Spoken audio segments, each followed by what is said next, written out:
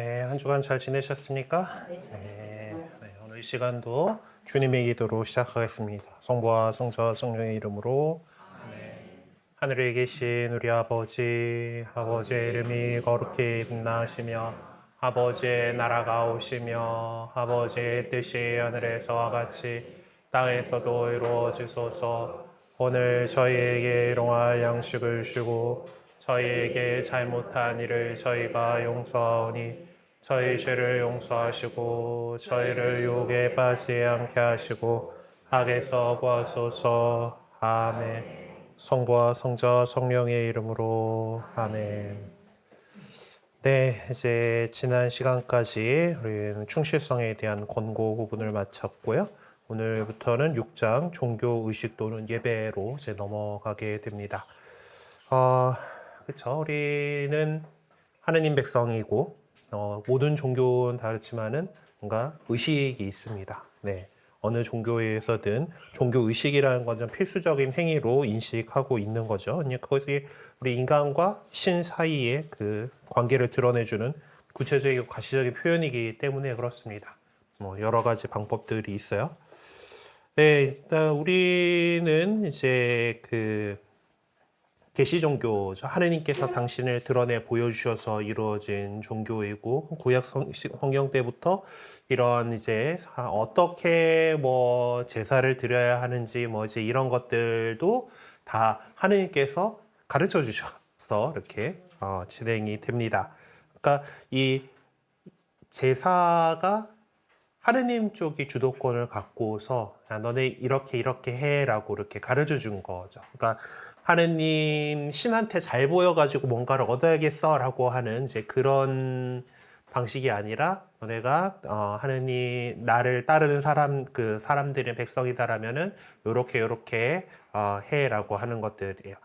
그러니까 참 뭐 그 구약 성경을 읽어보다 보면 재밌는 것들 중에 하나가 우리나라 사람들이야 기름이 적당히 낀 고기를 좋아하지만 대부분의 그 세계 시민들은 고기는 그 단백질이 많은 부분들을 좋아하라 해요. 예, 뭐 적당히 기름칠이 돼 있는 것들이 맛있기는 한데 하여튼 그런데 보면은 구약 성경에 따르면 하느님은 기름을 좋아하세요.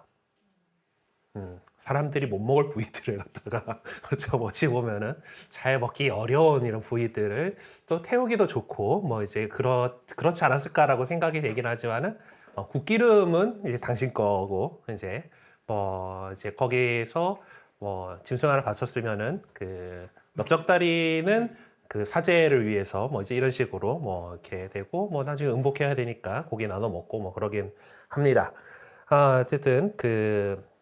어쨌든 우리가 이제 믿고 있는 바에 따라서면 하느님께서 당신을 드러내 보여주셨고 그리고 어떻게 당신을 경배해야 되는지까지도 이렇게 가르쳐 주셨다라고 할 수가 있겠습니다.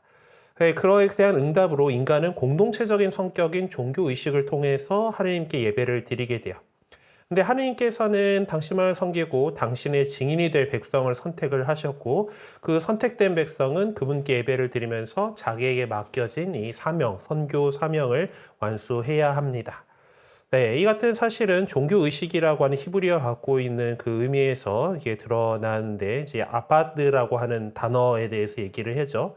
예배라고 하는 것들인데 구약 성경에서 예배라는 단어가 제일 먼저 나오는 데가 8절기 3장 12절의 요 말씀입니다. 산 위에서 하나님을 예배할 것이다라고 하는 그거에 이제 그 히브리어가 이 아바드, ABAD라고 되어 있는데 히브리어는 저런 모양을 써요. 뭐 봐도 잘 모르긴 하지만 어쨌든 요거가 이제 뭐 일하다, 뭐 그리고 뭐 어떤 봉사하다 뭐 이제 이런 뜻을 갖고 있는 그런 단어입니다. 그래서 서브라고 하는 거고 결국 이런 거에서 이제 히라버에서 선택한 단어는 라트로이 라트레오라고 하는 결국 서비하는 거예요. 서브하는 거. 그러니까 봉사하고 이제 하는 일이다라는 거예요. 그래서 이 예배라고 하는 것은 이제 그 예절을 갖춰가지고 하는 거고 이제 결국 영어에서도 보면은 서비스라고 됩니다. 근데 서비스는 일단 그 현실 용어에서는 거진다 이제 다 서비스 받는 거라든가 다 그런 일반적인 용도로 사용되는 단어다 보니까 특별히 앞에다 처치 서비스라고 하든지 아니면은 워십이라고 하는 용어를 좀 사용을 하고는 있어요. 어쨌든 이 예배가 개인적인 예배도 있겠지만은 우리는 하느님 백성으로서 그 같이 공동체가 바치는 공적인 예배 행위들이 있어요. 하느님 백성의 공적 예배를 가리켜 가지고 요거는 법에 따른 예절이다라고 해서 전례라고 표현을 합니다. 법전자에다 예절 예자를 쓰고 요거의 이제 단어는 리툴지라는 거고 리툴지가 이제 리터지가 이제 영어 단어고 이제 그거가 히라버 레이투르기아라고 하는 그 단어에서 오는데 요것도 레이투르기아를 뜯어보게 되면은 이제 백성들 이제 레오스라고 하는 그쪽과 우르기아가 이제 그 어떤 일 서비스에 해당하는 그런 단어입니다. 그러니까 이게 처음부터 어떤 그 종교적인 의미를 지닌 단어는 아니었어요. 레이투르기아라고 하는 단어는 처음부터 그 어떤 공적인 일들이에요. 어떤 그 사회적이든 정치적이든 그래서 뭐 정치인들 역시 어떤 그 민주를 위해서 봉사한다라고 하는 그 일하는 사람들이다 할 수 있죠. 공무원들 뭐 이제 그런 사람들을 가리키는 말이었는데 이게 이 단어가 그 아까 나왔던 아바드 그 예배라고 하는 그리고 특히 하느님 백성이 함께하는 거에 대해서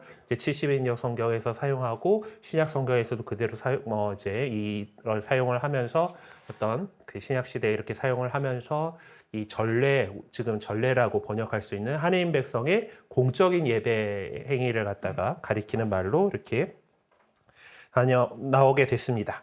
어쨌든 뭐 우리의 관심사는 신약 성경이기 때문에 그 뭐 구약 성경에서 뭐 어떻게 됐는지 뭐 그런 것까지는 다룰 틈이 별로 없고요. 어떤 신약 성경 안에서 표명되고 있는 예배의 의미를 살펴볼 것입니다.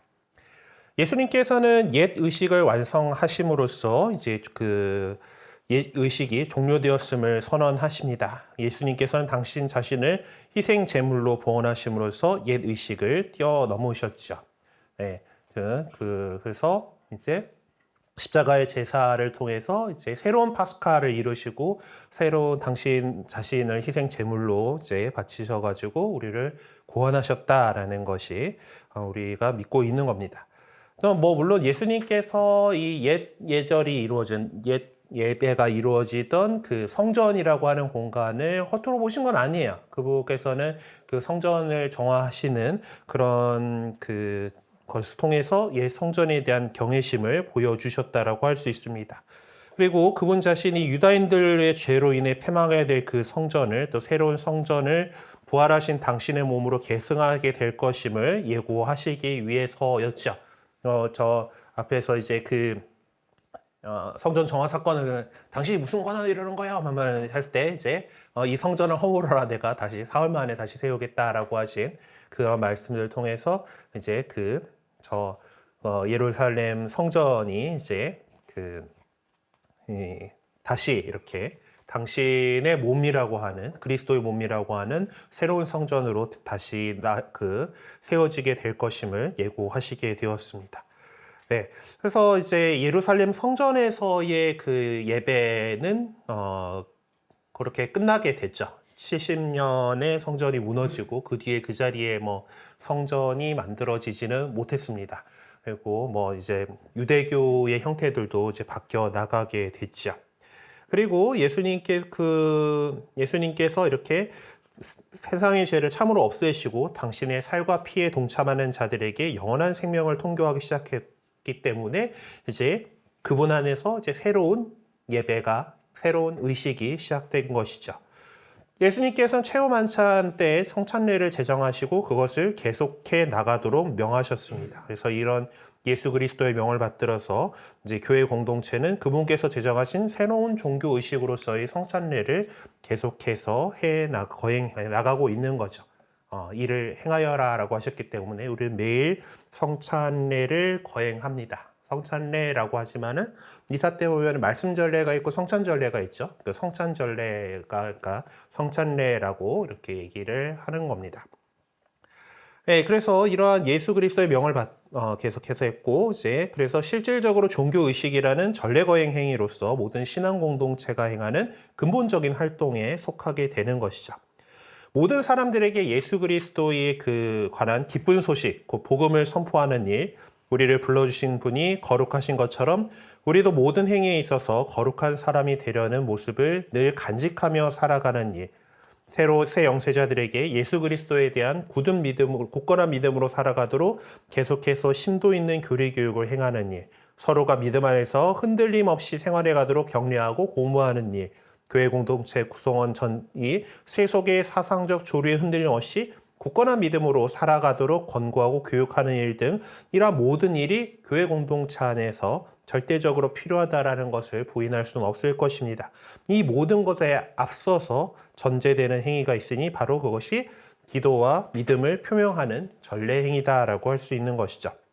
이런 의미에서 종교의식이란 교회 공동체가 펼쳐나가는 활동 가운데 으뜸되는 활동에 속한다라고 할 수 있겠습니다. 그래서 전례가 중요한 거예요. 미사에 여러분들이 잘 참여하시고 특히 이제 파스카 성삼일의 그 전례들을 잘 참여하는 것들이 무엇보다도 중요합니다. 자, 그러면은 이 초대교회 신자들은 어디에서 모였는가? 지금의 우리는 박해받지 않는 시대에 살고 있죠. 박해받지 않는 시대에 교회는 신자들이 모일 장소를 세웁니다. 그게 성당이에요.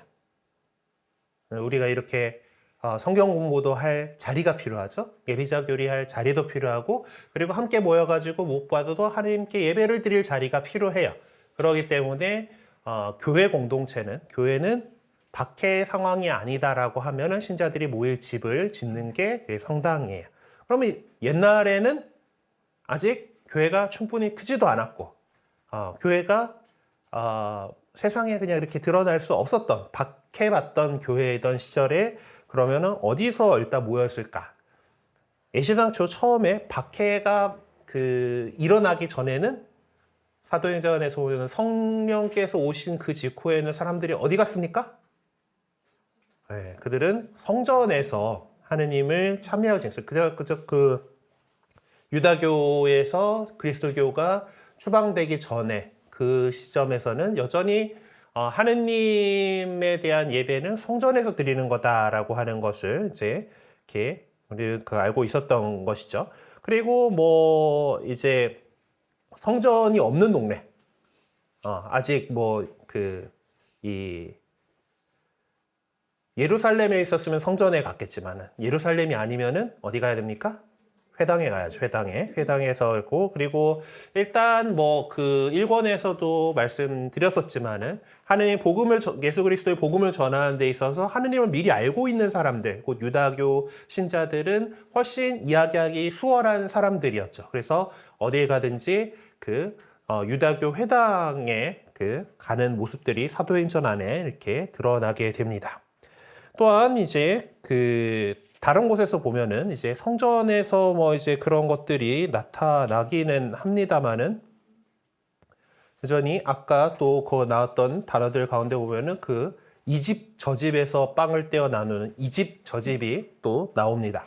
그래서 교우들의 어떤 자기 집을 내어놓는 집회 장소로서 예배 장소로서 내어놨던 것들을 볼 수가 있어요.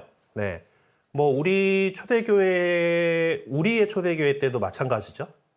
이제 명동대성당이 김범우의 집 자리, 명례방이라고 얘기하던, 그래서 그 사람은 역관이었기 때문에 경제적으로 좀 살았어요. 그래서 집이 컸죠. 그러니까 그곳에 이렇게 신자들이 모일 장소를 제공할 수 있는 이제 그런 식으로 좀 내가 좀 큰 공간을 갖고 있는 사람들이 이제 집을 열어줬던 겁니다.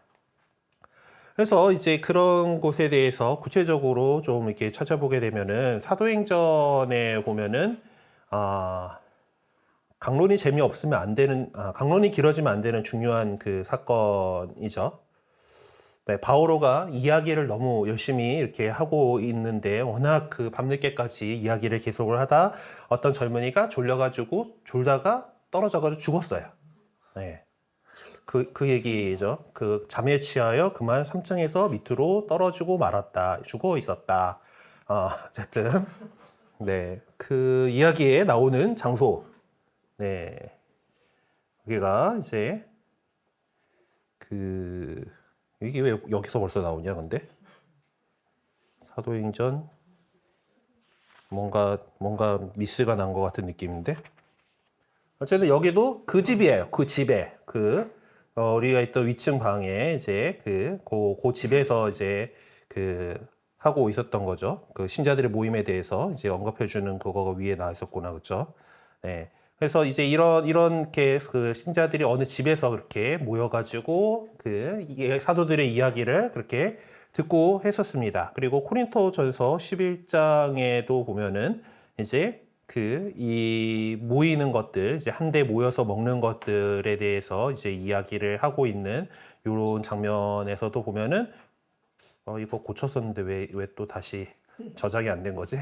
어쨌든 그래서 이제 뭐 이렇게 모여가지고 뭔가 했다라고 하는 것들을 볼 수가 있어요.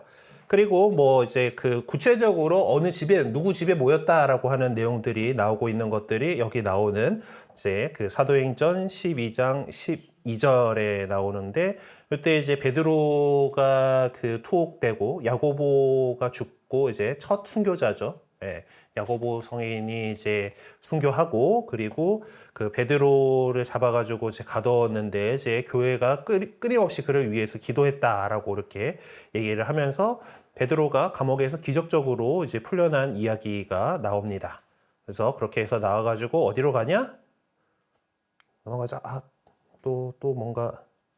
네, 그래서 마르코라고 하는 요한의 어머니 마리아의 집으로 갔다라고 이제 그런 얘기를 이렇게 하고 있죠. 네, 그래서 마르코라고 하는 요한, 그러니까 마르코 복음서 저자로 여겨지는 그 마르코의 그가 나오는 장면인데, 어쨌든 이거 오늘 좀 PPT가 상태가 이상하네요. 이걸 다 잡았는데 뭔가 어쨌든 이제 이 이야기 안에서 이제 직접적으로 마르코라고 하는 요한의 어머니 마리아의 집이 이렇게 나오고, 그것이 예루살렘 안에 있었던 이야기니까 예루살렘일 거야라고 생각을 합니다. 그리고 필레몬서에 보면은 이제 역시 이제 필레몬에게 이제 편지를 쓰는데 그대의 집에 모이는 교회에 인사합니다라고 했죠.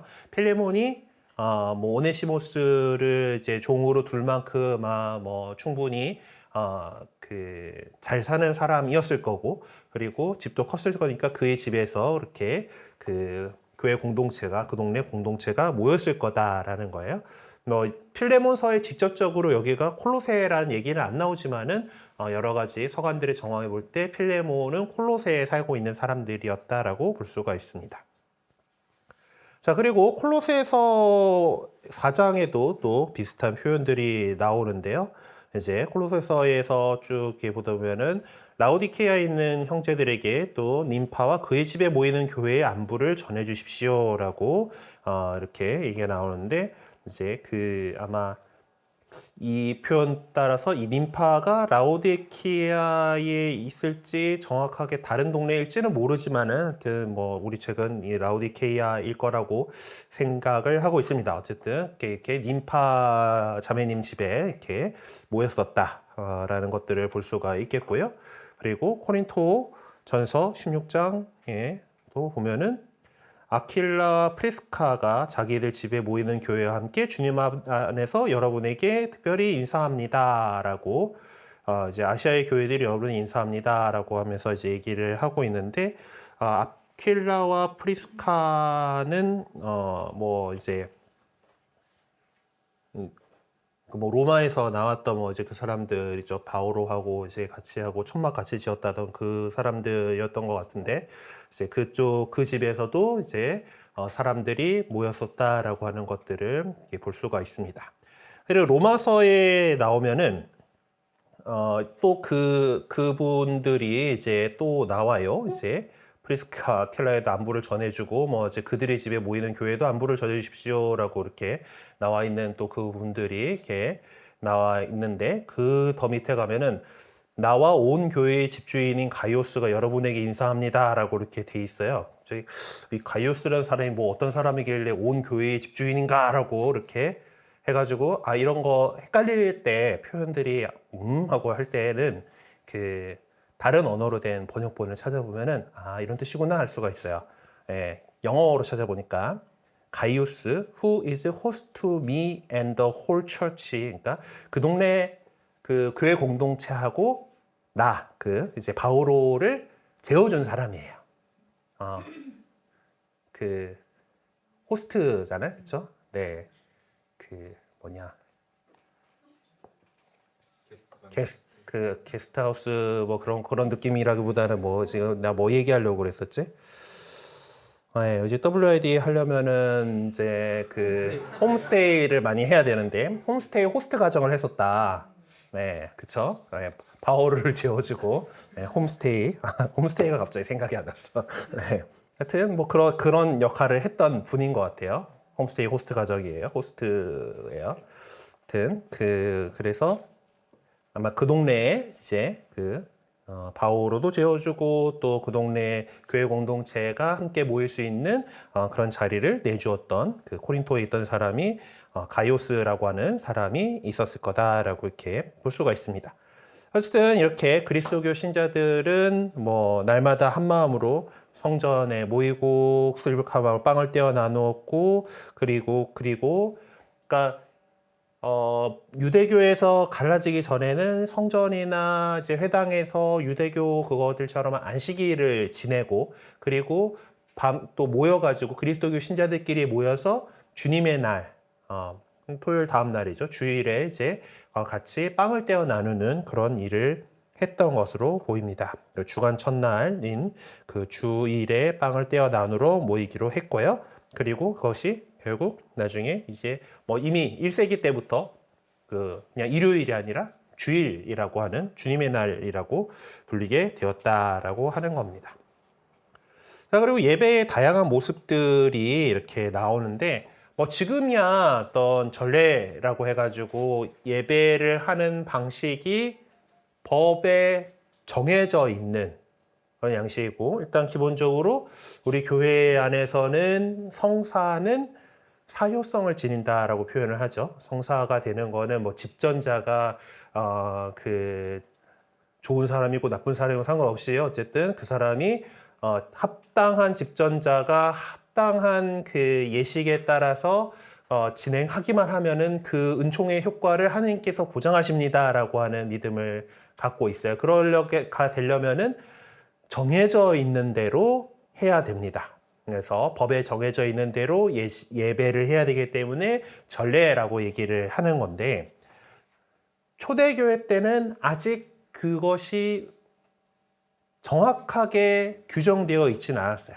사실 트렌토 공의 이후에 너무 정확하게 되게 세세하게 막 규정되어 있다가 지금 시대에 와서는 오히려 그렇게까지 빡빡하게 할 건 없어라고 하는 것들과 또 집전자가 뭔가 선택할 수 있는 옵션들을 되게 많이 마련을 해놨습니다.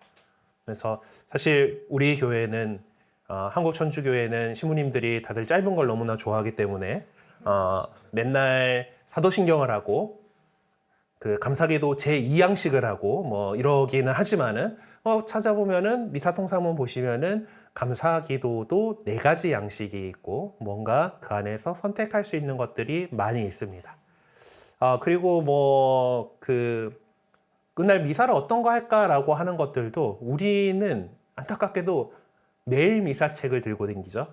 원래 이제 신자용 미사 경본 해가지고 이제 독서집들이 이렇게 돼 있는 거를 책자로 이렇게 보통 합니다. 우리나라처럼 이렇게 그 저렴한 종이에 이렇게 말씀을 찍어내는 것도 뭐 나오긴 합니다만은 이제 그렇지만은 보통 이제 좀 열심히 한다라고 한다라면은 이제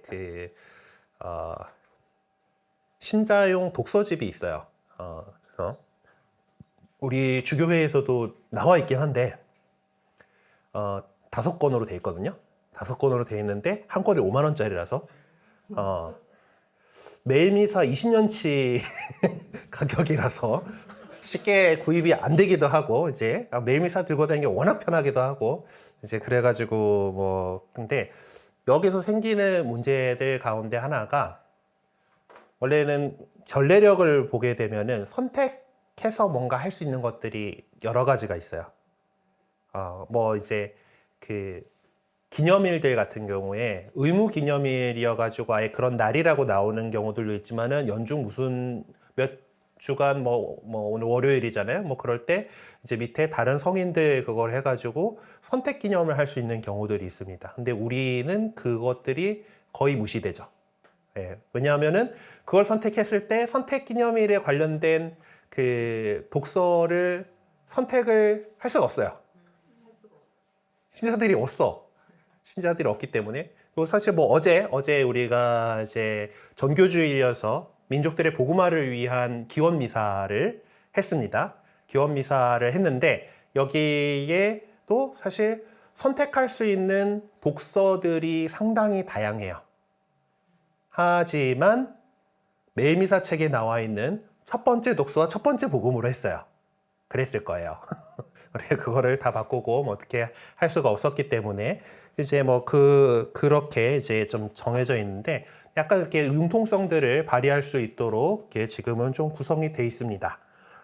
뭐 그건 그렇고, 어쨌든 다시 옛날에는 이게 확실하게 중앙집권적으로 정할 수도 없었기 때문에 이제 여러 가지 다양한 형태들이 나오고 있다라는 게 예배의 다양한 모습들인데, 뭐 그것보다도 뭐 여러 가지 이제 뭐 예배 행위들 가운데 여러 가지가 있었다라는 것들이죠. 네, 지적하고자 하는 건 신자들의 모임에서 거행되던 예배 형태가 다양했다라는 거고, 우리가 그 1권에서 제일 많이 다뤘던 그 사도행전의 요약 부분에 나오는, 그들은 사도들의 가르침을 듣고 서로 도와주며 빵을 나눠 먹고 기도하는 일에 전념하였다라고 하는 이런 모습들에서 어떤 가르침을 받는 것, 그리고 서로 어떤 형제적인 친교를 이루는 것, 그리고 빵을 떼어 나눈다. 요 이제 성찬의 중요한 부분들, 그리고 함께 기도한다라는 것들을 이렇게 볼 수가 있습니다. 자, 그 가운데 이제 새로 이제 신자가 된 사람들에게 세례를 베풀었었죠. 세례는 이제 그리스도 공동체 안에 받아들이는 의식으로서 회개의 표현이고 신앙 행위에 대한 인호입니다. 회개, 세례가 자체가 씻는 예식이죠.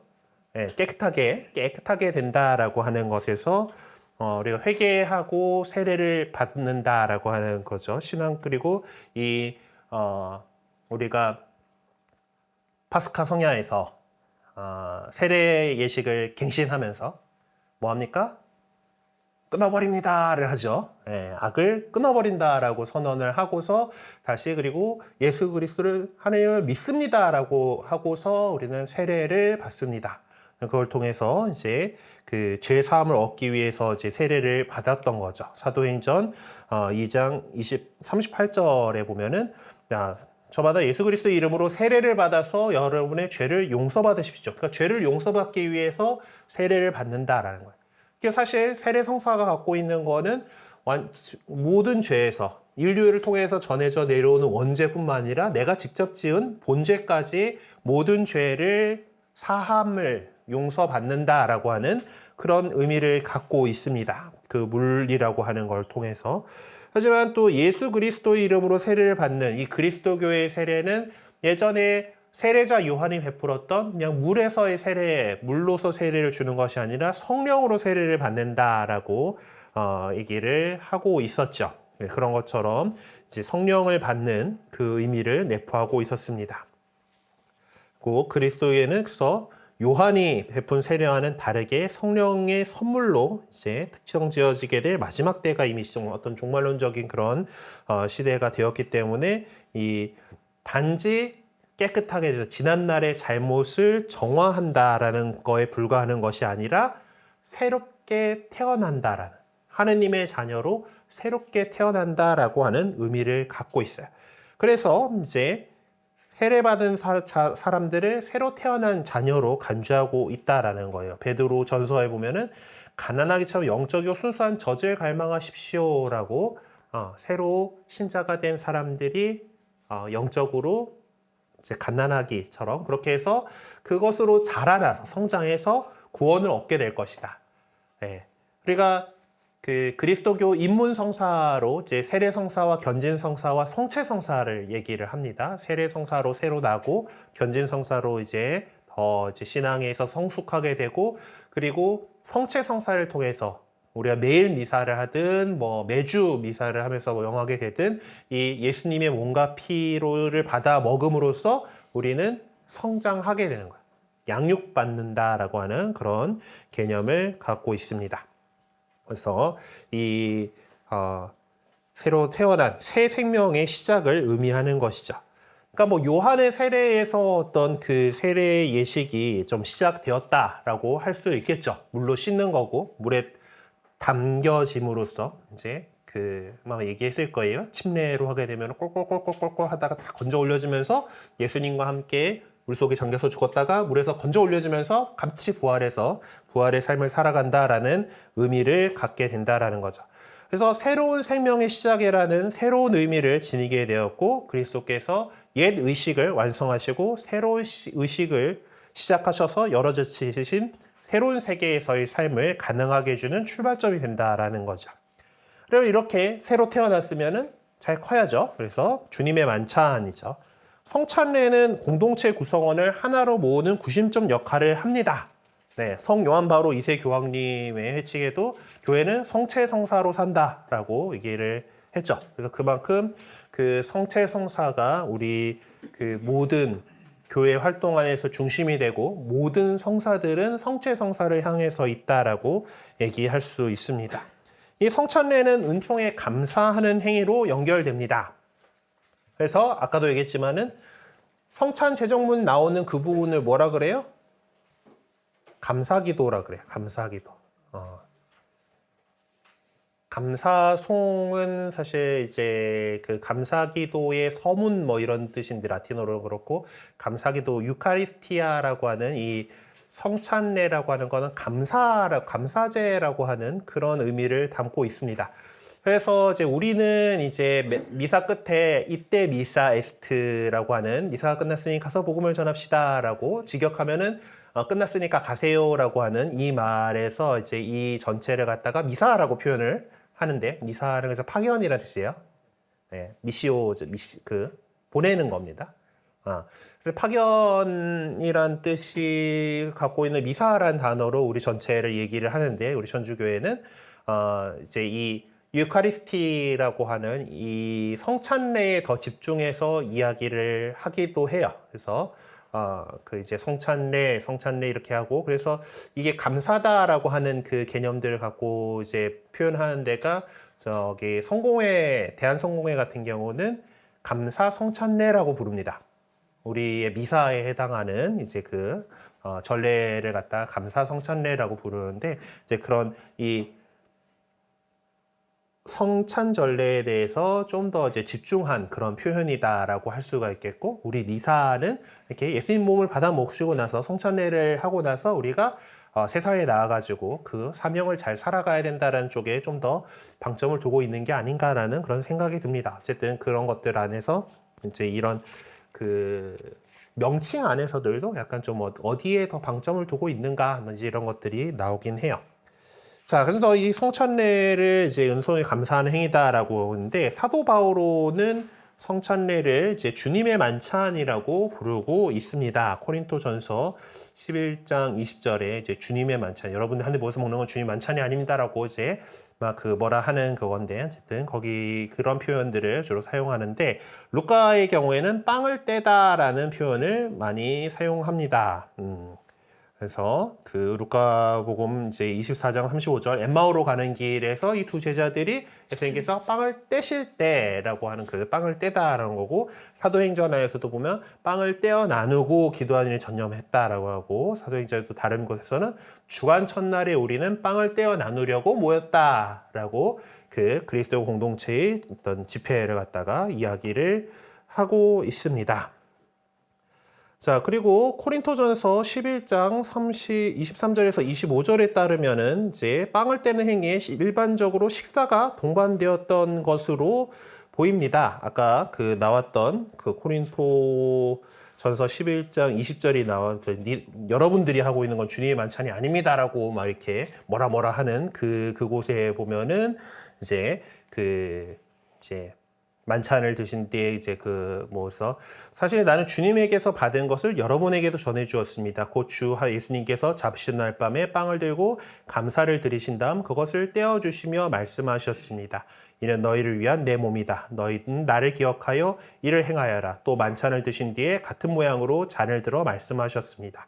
이 잔은 내 피로 맺는 새 계약이다. 너희는 이 잔을 마실 적마다 나를 기억하여 이를 행하여라 라고 이렇게 말씀하신 그 부분인데, 이게 왜 뭐 빵 모여서 먹었다라고 하는 걸로 식사가 동반되었던 거에 이게 나오는지 잘 이해가 안 되긴 합니다만은, 어쨌든 요 장면 안에서 보면은 왜 23절에서 25절을 갖다가 해놨는지 모르겠어요. 오히려 그 위에 이제 이거 뭔가 이상하네 오늘. 네. 이게 왜 이렇게 자꾸 희한하게 움직이는지. 어쨌든 이제 그때 먼저 한데 모여서 먹는다라는 거예요. 그러니까 먹었다라는 거. 그래서 근데 그걸 갖다가 누구는 뭐 만에 갖고 오고 술 갖고 와가지고 술 먹어서 취하고 이러면 안 된다를 얘기를 하셨는데, 어쨌든 저 당시에는 영혼의 양식과 육신의 양식을 다 채울 수 있었던 그런 모양이었던 것 같습니다. 어느 정도 이제 먹을 수 있는 거고, 그리고 또한 이런 것들이 또 이제 어려운 이웃들에게 또 도움이 되는 그런 일들이었을 겁니다. 공동체에 속한 가난한 사람들과 과부들이 음식을 들 수 있는 그런 식사이기도 했던 거죠. 물론 이제 그것들이 이제 사도행전 6장에 나오는 이제 그런 것처럼 어떤 배급을 받을 때 홀대를 받는 그런 이제 갈등이 야기된 그런 상황들도 있었던 것으로 이렇게 보입니다. 네.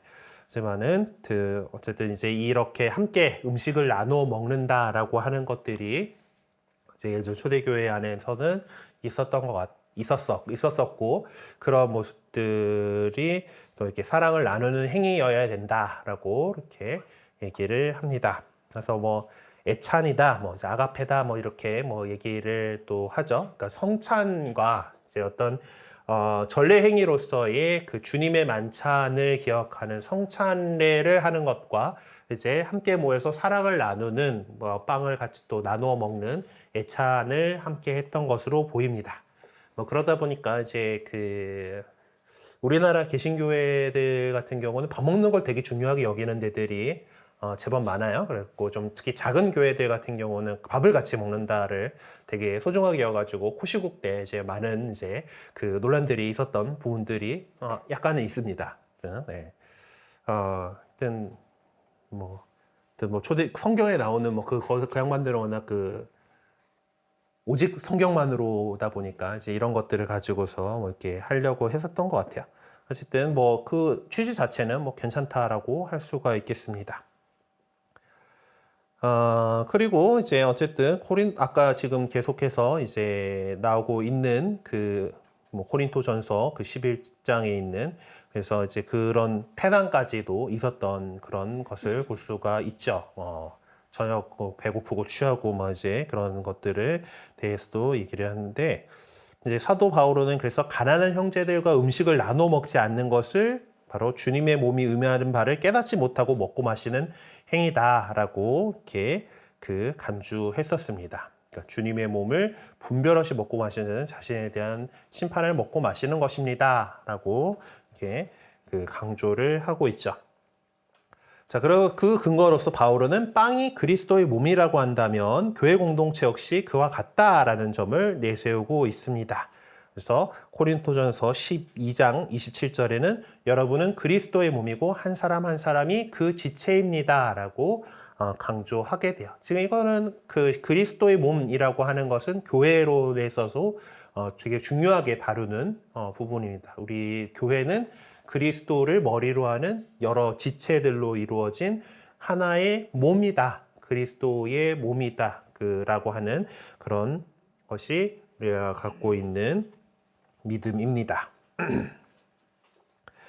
네, 그리고 그 사도행전 6장에서 그 6장 1절에서 7절이 전해주는 과부들에게 음식을 배급하는 행위 역시 사실은 어떤 유다인들 안에서도 유다인 공동체 안에서도 이미 실천돼 왔던 그런 일이었다라고 합니다.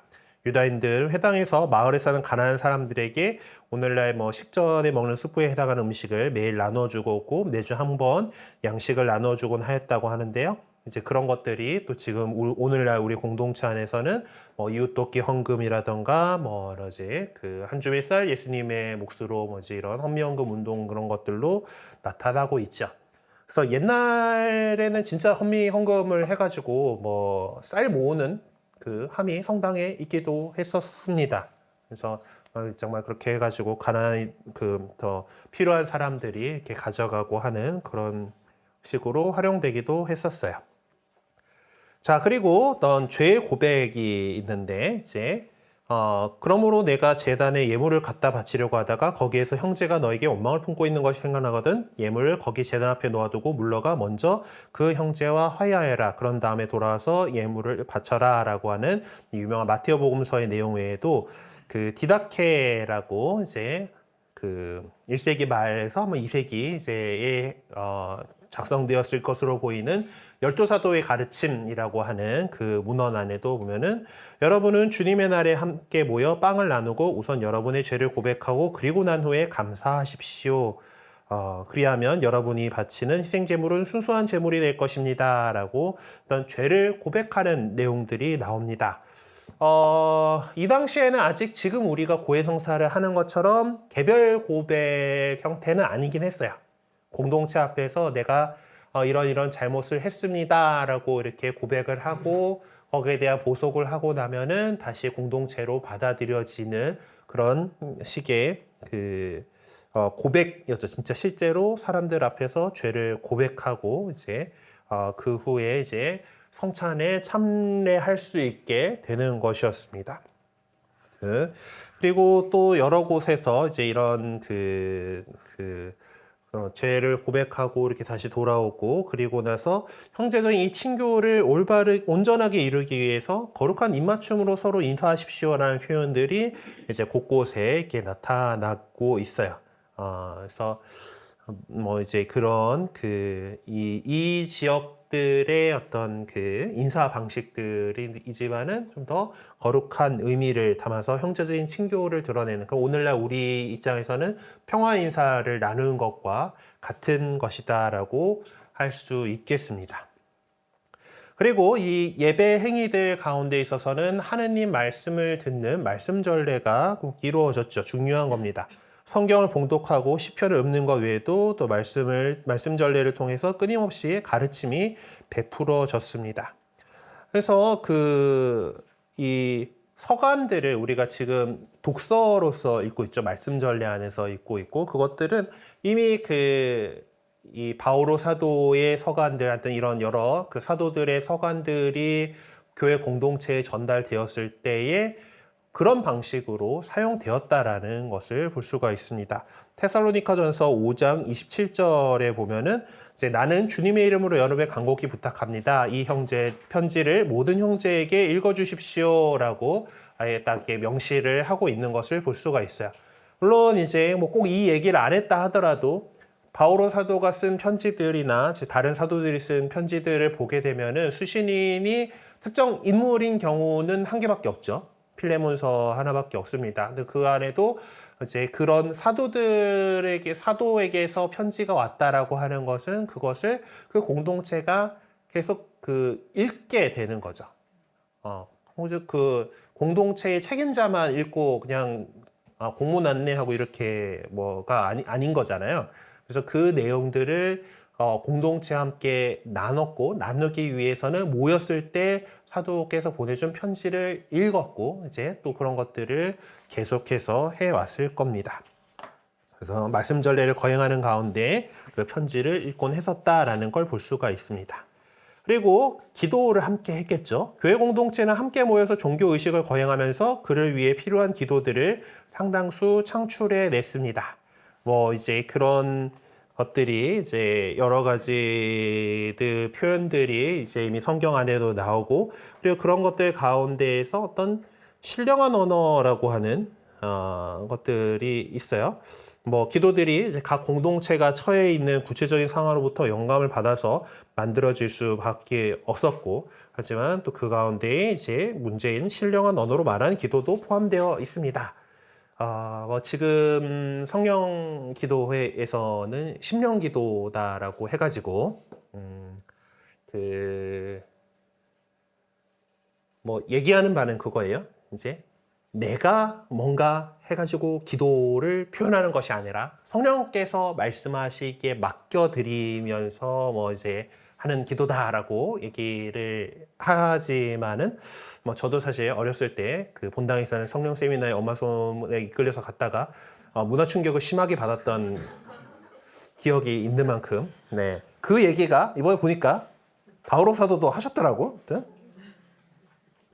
자, 여기 나오는 코린토전서 14장 18절에서 19절에 보면은 그 나와 있는 그 부분들 한번 좀 봅시다.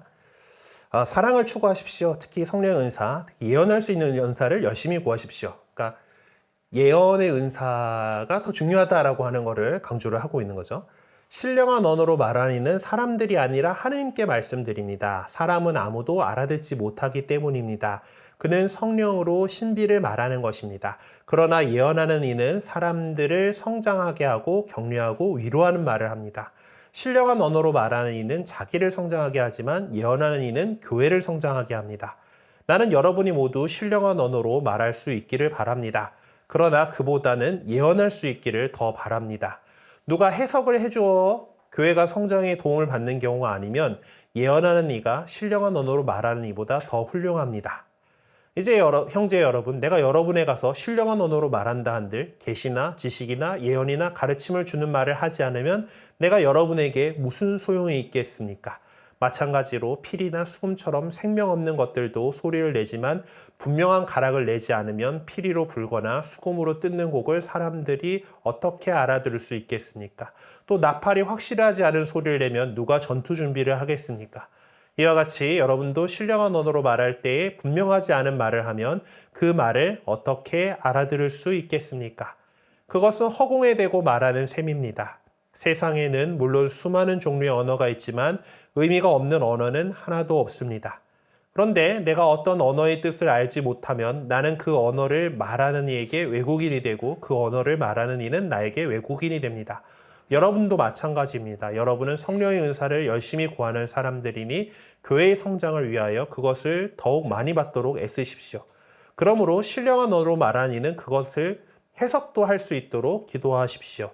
내가 신령한 언어로 기도하면 나의 영은 기도하지만 나의 이성은 아무런 수확이 없습니다.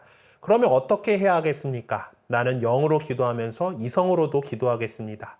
나는 영으로 찬양하면서 이성으로도 찬양하겠습니다. 그런데 그대가 영으로만 찬미하면 그대가 무슨 말을 하는지 알아듣지 못하는 초심자가 어떻게 그대의 감사기도에 아멘하고 응답할 수 있겠습니까? 그대야 훌륭하게 감사를 드리지만 다른 사람은 성장에 도움을 받지 못합니다. 하나님께 감사하게도 나는 여러분 가운데 누구보다 더 많이 신령한 언어로 말할 수 있습니다. 그러나 나는 교회에서 신령한 언어로 만마디 말을 하기보다 다른 이들을 가르칠 수 있게 내 이성으로 5마디 말을 하고 싶습니다. 형제 여러분, 생각하는 데에는 어린아이가 되지 마십시오. 악에는 아이가 되고 생각하는 데에는 어른이 되십시오. 율법에 이렇게 기록되어 있습니다. 내가 또 다른 신령한 언어를 말하는 자들을 통하여 다른 나라 사람들의 입술을 통하여 이 백성에게 말할지라도 그들은 내 말을 귀담아 듣지 않으리라고 주님께서 말씀하신다. 이렇게 신령한 언어는 믿는 이들이 아니라 믿지 않는 이들을 위한 표징입니다. 그러나 예언은 믿지 않는 이들이 아니라 믿는 이들을 위한 표징입니다. 온 교회가 한 자리에 모여 모두 신령한 언어로 말하는데 초심자들이나 믿지 않는 이들이 들어온다면 그들은 여러분을 미쳤다고 하지 않겠습니까? 그러나 모두 예언하는데 믿지 않는 이나 초심자가 들어온다면 그는 모든 이에게 질책을 받고 그 모든 이에게 심판을 받게 됩니다. 또 그 마음속에 숨겨진 것들이 드러납니다. 그러면 그는 얼굴을 바닥에 대고 엎드려 하느님께 절하면서 참으로 하느님께서 여러분 가운데 계십니다 하고 선언할 것입니다. 라고 이런 얘기들을 하시고 있습니다. 네. 그래서 신령한 언어에 대해서 뭐 우리는 전반적으로 보통 그것들을 꼭 해야 될 것 같다라고 이제 생각하지는 않는데 그 뭐 얘기한 적이 있는지 모르겠지만은 제가 주일학교 교사이던 시절에 이제 오랜만에 그 중학교동창인가를 지하철에서 만났어요. 근데 걔가 열심히 이제 또 개신교회를 다니고 있었던 것 같고 저도 이제 주일학교 교사를 하고 뭐 이제 이런 얘기들을 하다가 이제 광도야 너는 성령을 받았니? 라고 하더라고요. 그래서 그럼 받았지. 그러면은 세례 받을 때 받는 거 아니야? 라고 했는데 하더니 이제 나는 성령을 받았어 라고 하면서 하는 얘기를 들어보니까 결국 이 신령한어로 말하는 방언을 터뜨려 봤다라는 그런 얘기더라고요. 이제 아무래도 좀 우리나라 개신교회가 이제 오순절 계열의 그 부흥 운동에 좀 많이 이제 빚을 지고 있다 보니까 이제 그런 부분들이 없지 않아 있긴 한데 신령한 언어로 말을 하지 못한다 하더라도 전혀 문제되지 않고 오히려 그것보다 우리가 하느님의 말씀을 더 잘 알고 더 이성적으로 이야기를 할 수 있는 것들이 그리고 또 하느님의 지혜로서 더 좋은 말씀을 예언을 할 수 있는 그런 것들이 더 좋은 거다라고 하는 것을 볼 수가 있습니다. 바오로 사도도 이제 난 누구보다 더 많이 신령한 언어로 말할 수 있습니다라고 하지만은 꼭 그게 중요한 게 아니다라는 거죠. 자, 그리고 뭐 이제 이 신령한 언어에 대해서 이제 뭐 코린토전서에 또 그 12장 10절에서 이제 뭐 지식을 이제 뭐 얘기를 하는 것처럼 이제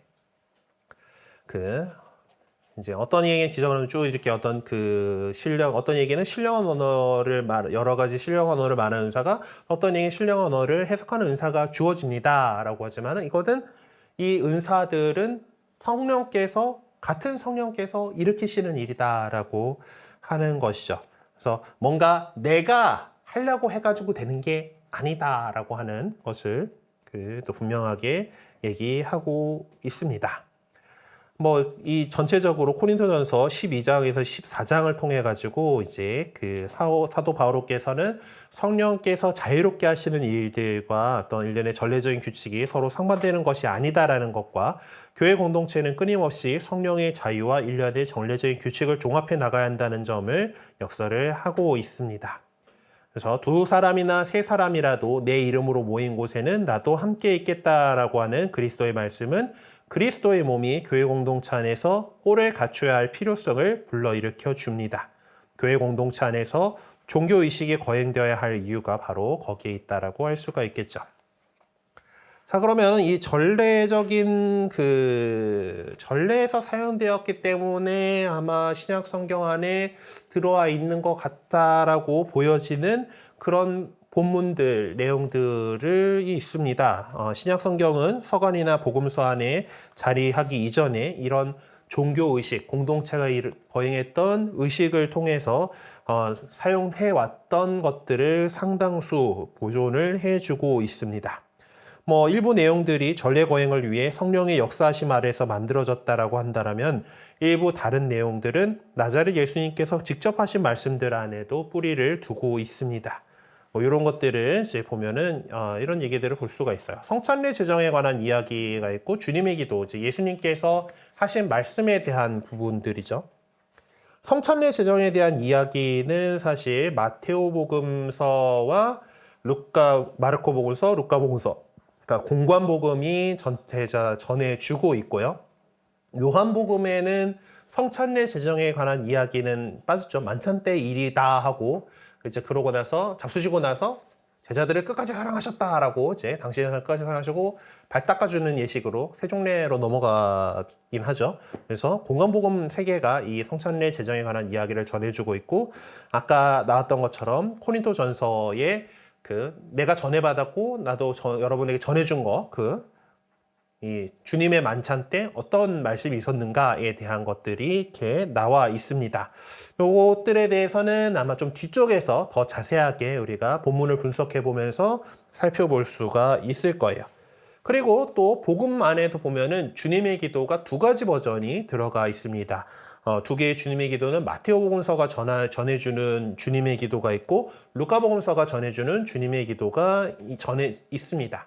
내용을 보게 되면은 마테오복음서가 전해주는 내용이 오늘날 우리가 기도문으로 사용하고 있는 주님의 기도입니다. 그러니까 7가지 청원이 있는 그 기도문이고, 루카복음이 전해주고 있는 거는 6가지의 청원 기도로 되어 있어요. 약간 내용이 조금 작습니다.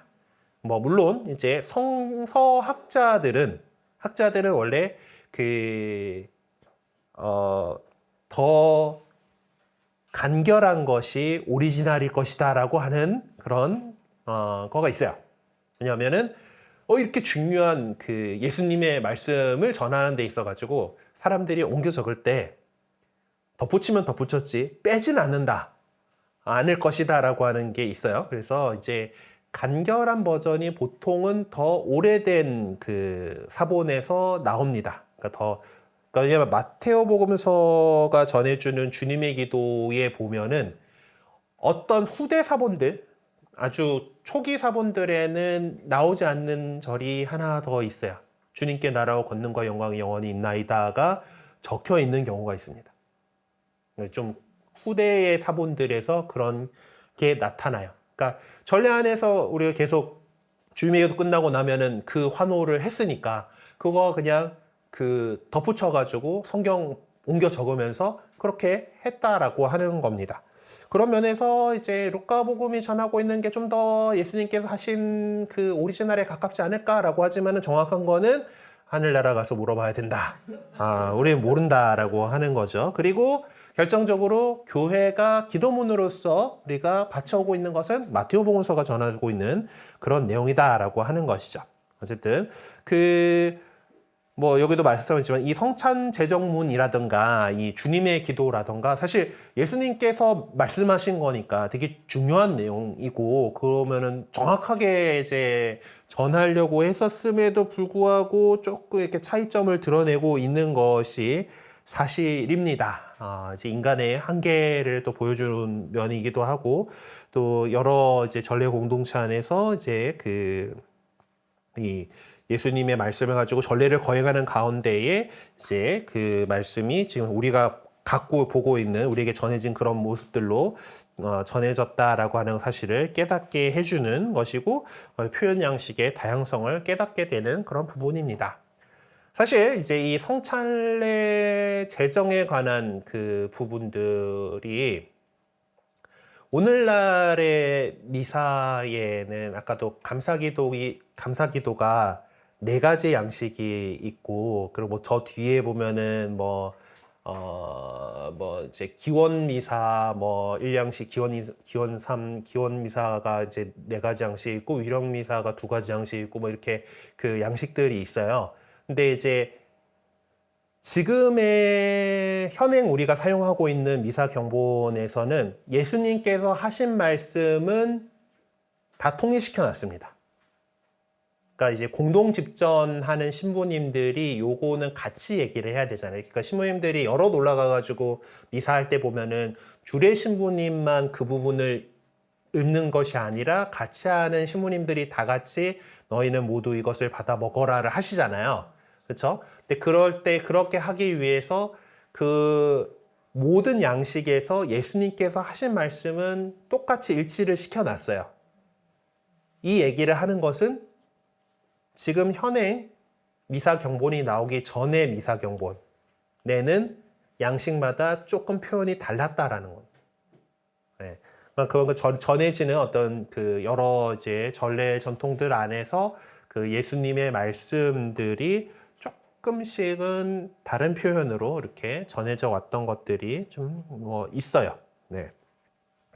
자, 그 다음에 이제 이 성찬례 제정에 관한 이야기와 이제 주님의 기도뿐만 아니라 이제 이 환호로서 많이 사용해왔던 것이 마라나타라고 하는 아람어로서 외침을 의미하는 용어겠는데 어쨌든 뭐 환호하는 표현입니다. 그리고 그 뜻 자체는 오십시오 주 예수님이란 뜻이래요. 어쨌든 그리스말을 쓴 교회 공동체들이 이제 원래 아람어인 이 말을 그냥 그대로 소리나는 대로 써왔다라고 하는 거죠. 고린도전서 16장 22절에 보면은 마라나타라고 이제 직접적으로 표현을 하고 있고, 묵시록 같은 경우에는 이거를 이제 오십시오 주 예수님이라고 그 뜻으로 이렇게 해 놓고 있습니다.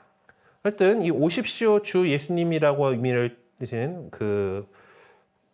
이 외침이야말로 그리스도교 신자들의 희망을 가장 적절하게 표명해주고 있는 것이라고 할 수가 있죠.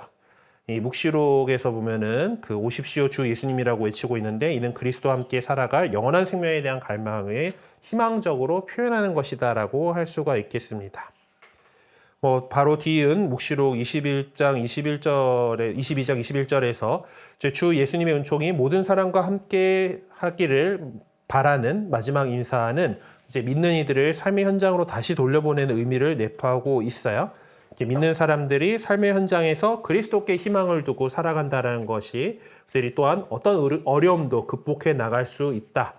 예수님께서 곧 오시리라 오소서라고 하는 이제 그 믿음을 가지고 이제 그 은총을 가지고, 그리고 그 은총을 가지고서 세상으로 가는 것. 미사가 끝났으니 가서 복음을 전하라라는 말씀의 의미를 또 우리 삶의 현주소와 연계시켜서 받아들일 수 있겠습니다.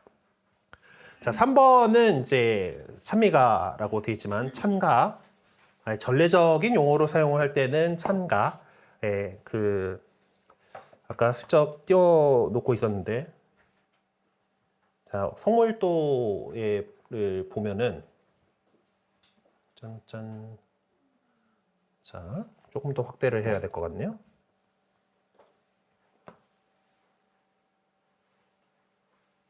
자, 처음에 찬미가가 있죠. 오늘 저녁 기도예요. 찬미가 요렇게 규칙적으로 3, 4, 5조로 이렇게 네 절로 딱딱딱딱 이렇게 돼 있는 형태로 나중에 후대에 만들어 온 것이 찬미가 힘누스 HYMN이라고 하는 찬미가이고, 이제 시편 기도들 보면 저녁 기도 보면 시편이 2개가 나오고요. 그리고 시편이 두 번째 시편이 나오고, 세 번째 보면은 찬가가 있죠.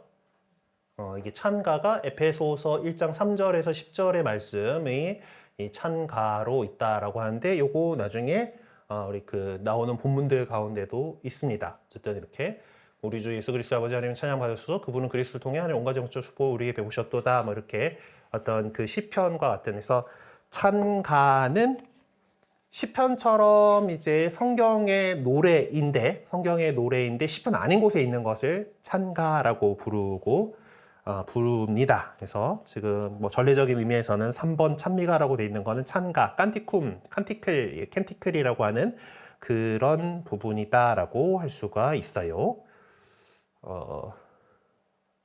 됐지, 다시 돌아왔고.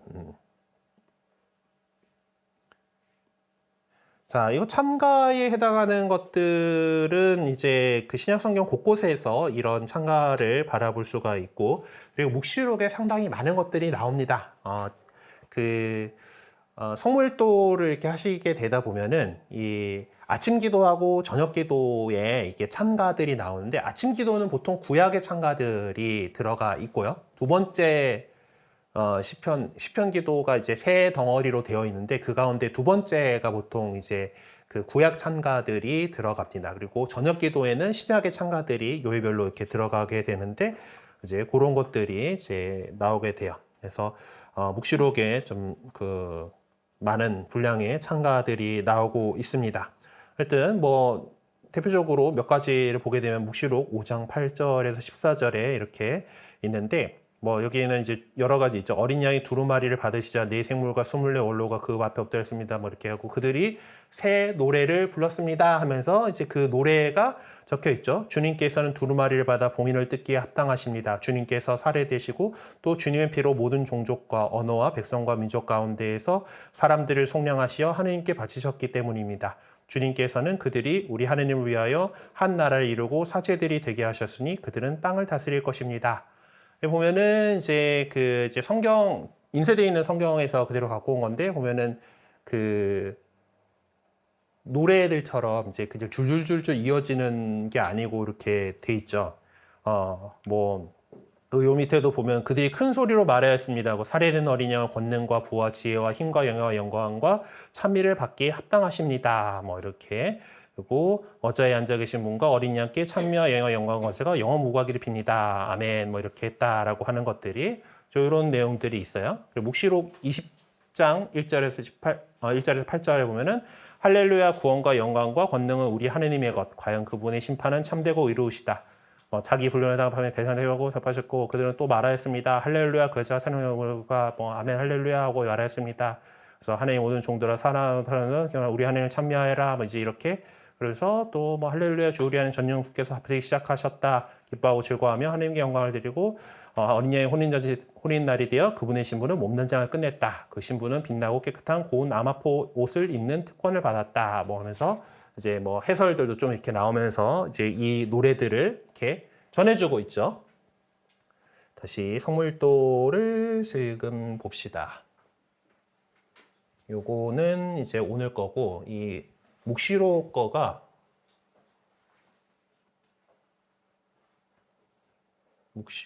주일날 보통 있는데 주일에 지금 제1 저녁 기도가 아까 앞에 거가 나왔을 거 같게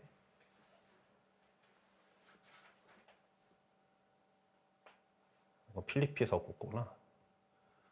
주일 제2 저녁 기도가 묵시록에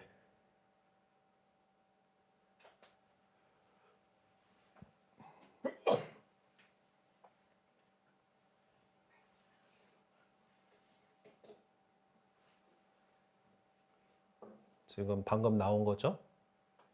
이제 할렐루야 구원과 영광과 권세가 우리 하느님의 것이고 그분의 심판은 참되고 공정하시도다. 할렐루야.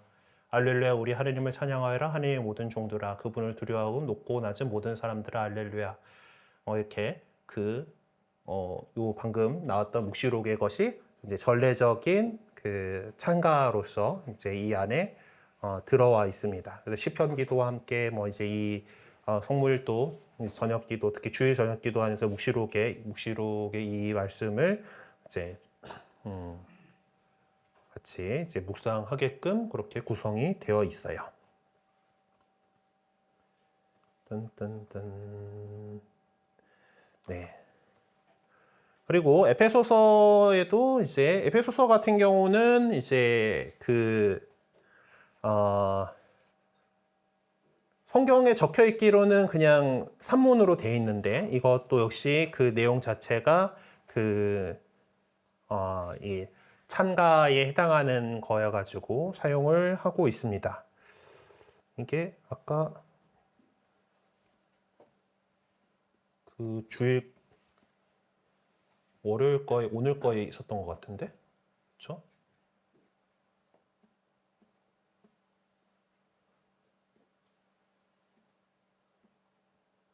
월요일 저녁 기도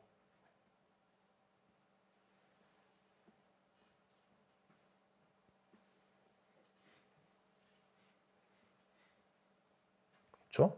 우리 주 예수 그리스도의 아버지 하나님 찬양 받으소서 하고 오늘 저녁 기도에 그 상가로 사용되는 이런 식으로 딱 갖춰 놓으면은 이제 노래 가사처럼 이제 찬가 시편과 같은 그런 형식으로 배치를 할 수 있는 이제 그런 부분입니다.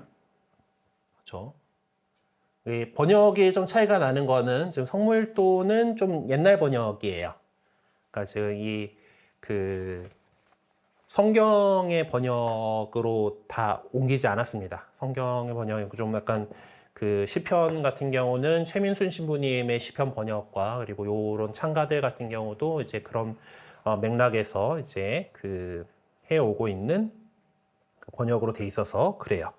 그래서 이런 에페소서의 내용들 이제 성경 안에는 산문처럼 돼 있지만은 결국 이런 내용들 역시 어떤 전례에서 사용되고 있던 노래 가사였을 것이다라고 이렇게 보고 있는 그런 내용들이죠. 그 다음에 이제 찬양과 축복이 나와 있는데 찬양은 프레이즈를 갖다가 저거 해놓은 게 아닌가 싶긴 한데 이 참가하고 연결이 아마 그냥 되는 걸로 봐도 되지 않을까 싶어요. 코린토후서 13장 같은 경우는 이제 사랑의 송가, 뭐 사랑의 창가라고 하는 이름으로 많이 알려져 있잖아요. 이제 그 내용들이고 그래서 이게 축복에 해당하는지 13절이 그런 느낌이 안 들어서 그냥 빼버렸어요. 일단 그리고 위에다 갖다 놓는 게 나을 것 같고 필리피서 이제 4장 20절 이제 그리고 티모테오전서 1장 17절 뭐 이제 그 이제 6장 뭐 이런 것들이 보면은 이제 이런 그 우리의 하느님 아버지께서 영원토록 영광이기를 빕니다. 아멘. 하고 뭐 주 예수 그리스도 은총이 여러분의 영과 함께하기를 빕니다. 뭐 이제 이런 표현들 통해서 이제 그 축복을 하는 그런 표현들이 있습니다. 티모테오 전서 이제 6장 15절에서 16절 같은 경우는 이제 그 뭐 이렇게 그분께 영원한 권능이 있기를 빕니다. 아멘. 뭐 이런 모습, 이런 형식들로 해가지고 이런 그 하느님께 그 영광을 드리면서 그 축복을 이렇게 그 찬양을 드리면서 축복을 청하는 그런 그 얘기들, 이런 표현들이 이렇게 드러나고 있습니다. 그리고 다섯 번째 나오는 즈카리아의 노래, 마리아의 노래, 그리고 참 행복에 대한 찬가, 지목할 만한 얘기이긴 한데 그 아까 얘기했던 3번에서 얘기했던 찬가 중에서 복음 찬가라고 하는 부분들이에요. 그래서 이제 즈카리아의 노래, 마리아의 노래, 그리고 여기서 우리 측에서는 빼먹었지만은 시메온의 노래, 요 세 가지가 이제 성물도 안에서 이제 복음 찬가라고 하는 중요한 그 찬가입니다. 그래서 저녁 기도 아까 보고 있었잖아요. 시편 기도들과 이제 그냥 찬가를 이렇게 한 다음에 이제 성경 소구가 나오고 이제 성경에 대한 간단하게 이렇게 성경 소구가 나오고 음송이 나오고 성모의 노래라고 이렇게 나오죠. 그래서 내 영혼이 주를 찬송하며 이제 마니피카디나 아니마메아 도미눔 해서 이제 보통 첫 글자를 따서 성모의 노래 마니피카시라고 부르고요. 즈카리아의 노래는 그 찬미받으소서가 첫 글자예요. 그래서 베네딕투스라고 이게 하는 것들, 그러니까 그게 즈카리아의 노래고 끝기도에 나오는 이제 끝기도가 있는데 끝기도의 그 시메온의 노래 같은 거가 이제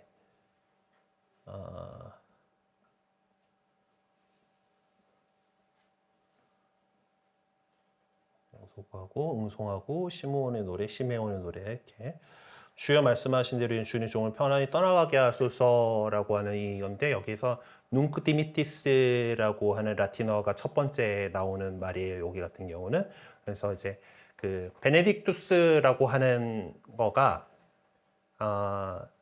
즈카리아의 노래인 경우가 있고 그리고 미사곡에서 베네딕투스가 나오면은 상투스의 뒷부분, 그러니까 거룩하시도다가 옛날에는 노래가 두 개로 분리되어 있었던 적이 있어가지고 그게 분리된 곡으로 써져 있는 경우들이 있어요.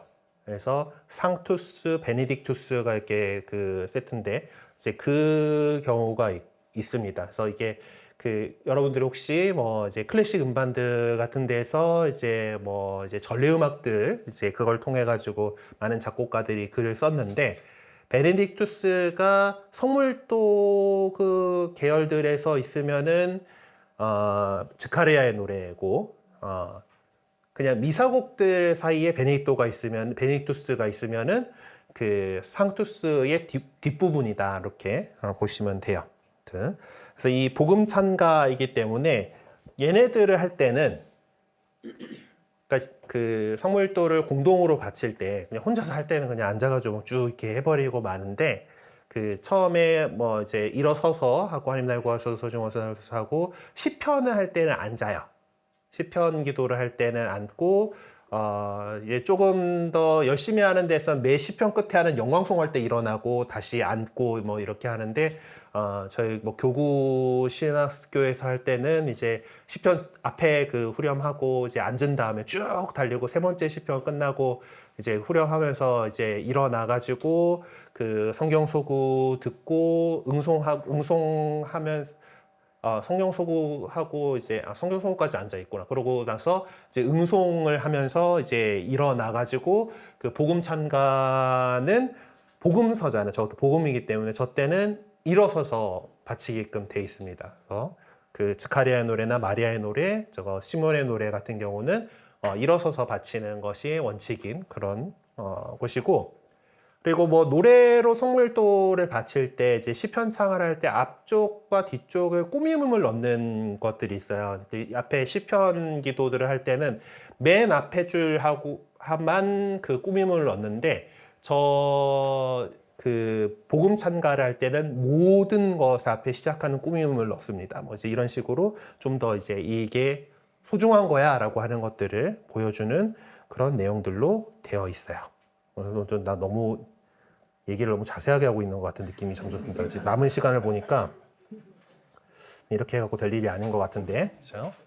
네, 어쨌든 자, 그 다음에 또 세례성사와 관련된 몇 가지 내용들 해가지고 이렇게 나와 있는데, 세례성사를 할 때 보면 그 선택적으로 할 수 있는 것 가운데 에파타 예식이라는 게 있습니다. 그래서 집전사제가 그 입과 귀에다가, 그러니까 그 입하고 귀지, 그 벙어리였던 그 사람들이 이제 열려라라고 하는 그거 있기 때문에 세례성사 예식에 이제 그런 부분들이 있어요. 이제 그런 것들이 나오고, 어떤 신앙 고백 관련된 어떤 찬가들도 이제 이제 세례 의식 안에 있습니다. 그 기본적으로 우리 사도신경이란 거가 우리 로마 교회의 세례신경이에요. 그러니까 세례를 받을 때 이 신앙 고백을 가지고서 세례 받기 전에 이 신앙 고백, 그러니까 부활 성야 때 그 신앙 고백을 할 때 그 세례 서약 갱신을 하는 거기서는 꼭 사도신경에 바탕한 질의응답을 합니다. 전능하신 천주 성부 천지의 창조주를 믿습니까? 하면 예 믿습니다. 이렇게 하는 거는 사도신경에 기반을 하고 있어요. 그거는 사도신경이 우리 로마 교회의 그 세례 신경이다라고 하는 것에서 오고 있습니다. 네, 네, 빨리 해야겠군요. 네, 또 예배가 이제 얼마나 중요한 것이었는가, 그리고 또한 그것도 다양한 또 창조적인 방법으로 이렇게 믿음을 표명하는 그런 곳이었다라고 하는 것을 볼 수가 있어요. 뭐 옛 질서 안에선 되게 거룩한 공간, 성전에서만 이루어지는 것이었다라고 하면은 그리스도교가 돼서는 그렇게 그전처럼 어떤 중요성을 치고 있지는 않습니다. 하지만은 여전히 가능하다라면은 거룩한 공간에서 이루어져야 돼요. 그러니까 성당이 지어지는 상황 속에서는, 성당이 있는 곳에서는 굳이 다른 공간에서 미사를 그 사사로이 거행하는 거를 교회는 좀 경계합니다. 예, 거룩한 것은 거룩한 공간에서 이루어지는 것이 합당하죠. 그러니까 뭐 물론 이제 어디서든지 우리는 미사를 할 수는 있습니다. 모든 것이 하느님의 제대이고 하느님의 제단이기 때문에 그렇긴 하지만은 가능하면은 거룩한 축성된 장소에서 이렇게 함께 하면 좋겠고, 우리 이제 성당에서 이루어지는 이 전례에 같이 참여를 해주면 좋겠습니다. 하여튼 종교적인 모든 예배는 시존을 다해 바치는 참다운 봉헌의 표현이 되어야 되고, 나의 삶을 구체적으로 봉헌하는 것이 되어야 하겠습니다. 그래서 영적인 의미에 대한, 그 영적인 예배에 대한 가르침들을 이제 좀 찾아서 보도록 하겠습니다. 예배라는 용어는 어쩌면은 우리가 외적으로 드러내는 것일 거예요. 하느님께 대한 사랑을 드러내는 방법이 표현하는 거죠. 외적으로 표현하는 행위입니다. 하지만 신약 성경의 저자들은 예배란 무엇보다도 내적인 것이다라는 것을 한결같이 강조하고 있어요. 그렇다고 해서 그들이 구약 성경의 모든 종교 의식을 거부하는 것은 결코 아닙니다. 그러면서 반대로 구약 성경의 어떤 종교 의식을 갖다 쓰면서 거기다가 이 내적인 성격을 더욱 강하게 부여하고 있습니다. 이 시점에서 몇 개의 본문들을 살펴보면서 영적인 예배의 모습을 이해해 보도록 하십시다. 첫 번째로 나와 있는 본문은 로마서 12장 1절에서 2절의 말씀이죠. 그러므로 형제 여러분, 내가 하느님의 자비에 힘입어 여러분에게 권고합니다. 여러분의 몸을 하나님 마음에 드는 거룩한 산 제물로 바치십시오. 이것이 바로 여러분에게 드려야 하는 합당한 예배입니다. 여러분은 현세에 동화되지 않고 정신을 새롭게 하여 여러분 자신이 변화되도록 되게 하십시오. 그리하여 무엇이 하나님의 뜻인지, 무엇이 선하고 무엇이 하나님 마음에 들며 무엇이 완전한 것인지 분별할 수 있게 하십시오. 라는 내용이 나와 있고요. 베드로전서 2장 5절, 여러분도 살아있는 돌로서 영적 집을 짓는 데 쓰이도록 하십시오. 그리하여 하나님 마음에 드는 영적 제물을 예수 그리스도를 통하여 바치는 거룩한 사제단이 되십시오. 라는 말이 있고요. 요한복음에 그러나 진실한 예배들이 영과 진리 안에서 아버지께 예배를 드릴 때가 온다. 지금이 바로 그때다. 사실 아버지께서는 이렇게 예배를 드릴 이들을 찾으신다. 하느님은 영이시다. 그러므로 그분께 예배를 드리는 이는 영과 진리 안에서 예배를 드려야 한다라는 예수님의 말씀이 있었습니다. 자, 그럼 신약성 백성이 드려야 할 합당한 예배란 어떤 것인가? 라고 했을 때 합당한 예배라는 말 나온 거 어디죠? 네, 로마서 12장에 보면은 여러분이 드리는 합당한 예배입니다 라고 하면은 이것이 바로 여러분이 드리는 합당한 예배입니다 라고 했는데 이것은 뭡니까? 그 앞에 나오는 문장이죠. 여러분의 몸을 하나님 마음에 드는 거룩한 산 제물로 바치십시오 라고 이렇게 하고 있죠. 그러니까 우리의 몸을 하나님 마음에 드는 거룩한 산 제물로 바치는 것 라고 할 수가 있겠습니다. 그렇죠? 하나님 마음에 드는 거룩한 산 제물로 바치는 거 그냥 본문에다가 밑줄 그어 놓으셔도 될 것 같아요. 이거는. 자, 그러면은 거룩한 사제단이 된다고 하는 것은 무엇을 의미하는가라고 그 다음 질문이 얘기를 하고 있죠. 거룩한 사제단이라는 단어가 나온 것은 베드로 전서 거죠. 그쪽이죠. 거룩한 사제단이 되십시오. 자, 그럼 거룩한 사제단이 되시는데 그 거룩한 사제단에 대해서 꾸미고 있는 말은 뭡니까?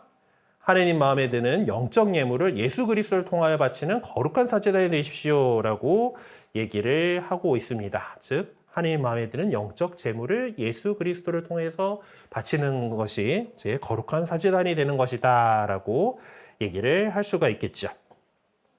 요한복음서 4장 23절에서 24절을 볼 때 영과 진리 안에서 예배를 드려야 하는 이유는 무엇인가? 여기를 딱 이제 본문을 찝어줬네요. 그렇죠? 영과 진리 안에서 예배를 드려야 하는 이유, 영과 진리 안에서 예배 드려야 한다. 그러면은 그 앞에 나오는 거는 하느님은 영이시다. 그러므로 그분께 예배 드리는 영과 진리 안에서 예배를 드려야 된다라고 하고 있습니다. 즉 이것은 하느님께서 영이시기 때문이다라고 그 답을 적어 놓을 수가 있겠죠. 예수님께서는 영과 진리 안에서 예배를 드릴 때가 지금이라고 선언하십니다. 그리스도교 신자들은 자신을 거룩한 산 제물로 바칠 수 있고 영과 진리 안에서 예배를 드릴 수 있다는 것은 구원의 시대가 개막되었음을 의미하는 것이라 할 수가 있겠죠. 그러면은 누가 이러한 구원의 시대를 개막했으며 누가 구원의 시대가 개막되도록 했는가? 말 표현이 참 애매하긴 한데 어쨌든 지금이 바로 그때다라고 하셨고 이제 네 그리고 뭐 누구가 했습니까? 우리 예수 그리스도이시고 하느님 아버지께서 그렇게 하신 거겠죠. 네, 그래서 예수님, 하느님 이렇게 적어놓으면 되지 않을까 싶습니다.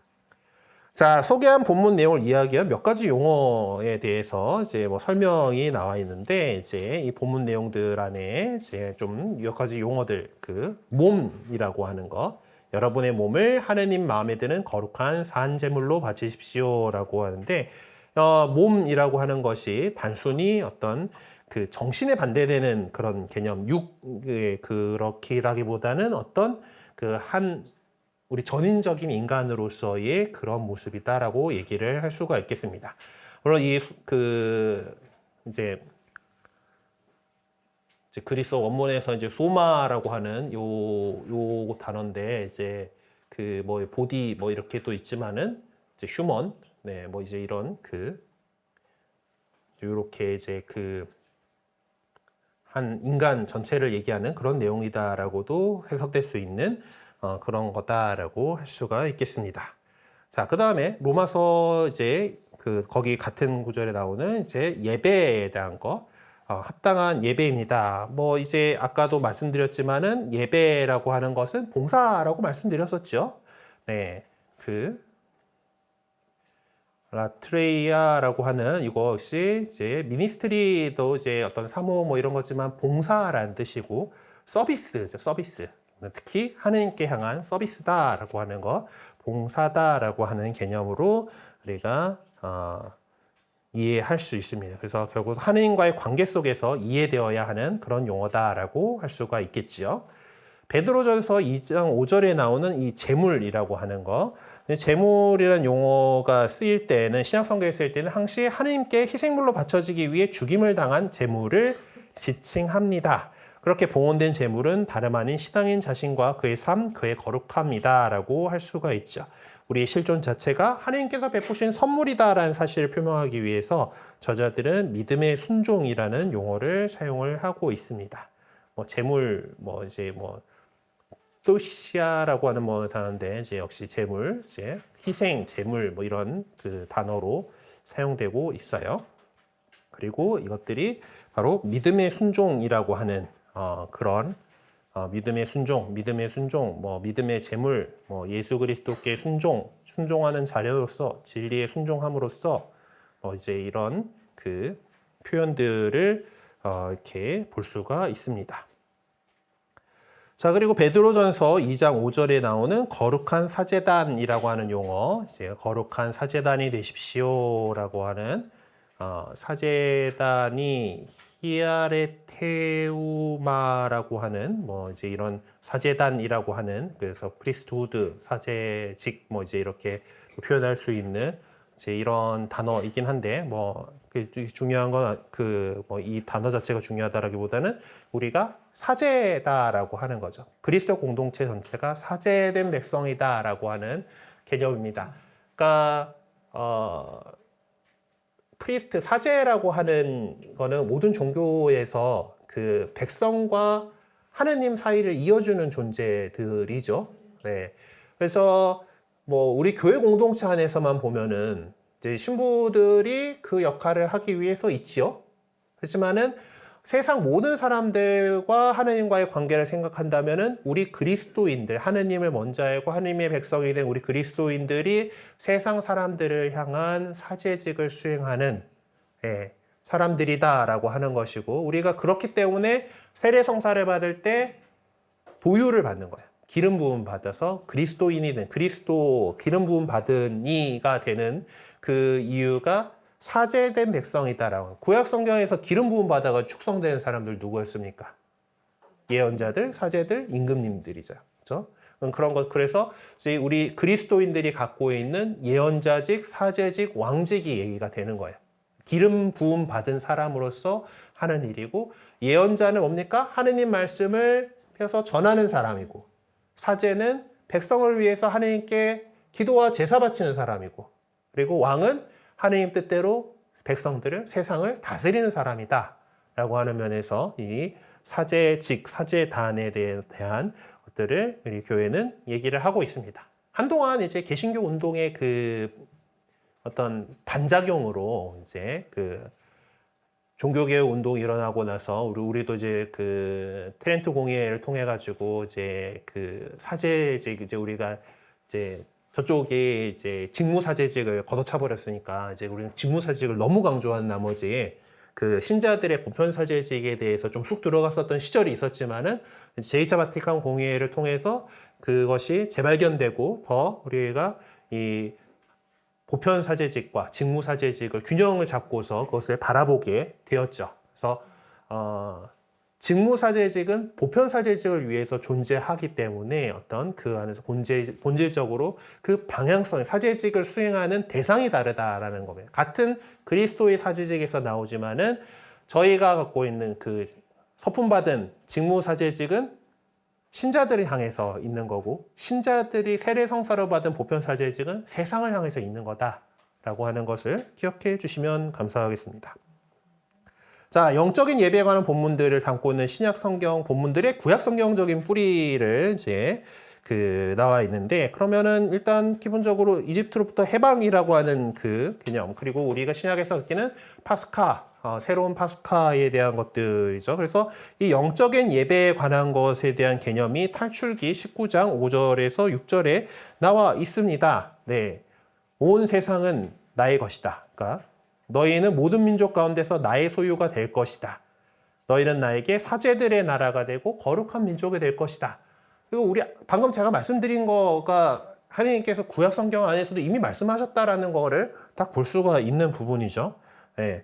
그래서 이스라엘 백성은, 하느님 백성은 구성 모두가 사제인 백성이다. 그래서 그 하느님께 속한 백성이고 하느님을 섬겨야 되고 그분께 찬양을 드리고 세상을 창조하신 그분께 감사의 제사를 바쳐야 합니다. 그래서 세상 모든 민족들 가운데에서 그분이 누구신지를 알게 해서 그분의 이름을 거룩하게 하여야 하죠. 즉 그것이 바로 이제 새로운 하느님 백성인 우리 그리스도인들에게로 이어져 왔던 것입니다. 그래서 이 이집트 탈출이라고 하는 기념비적인 사건에 이제 영성적인 의미를 부여하면서 그들이 이집트의 종살이에서 해방돼서 자유로웠던 것처럼 이제 예수 그리스도의 새로운 파스카를 통해서 죄악의 종살이를 하고 있던 우리가 이제 자유롭게 하느님의 자녀로 자유롭게 되었다라고 이렇게 얘기를 하는 거죠.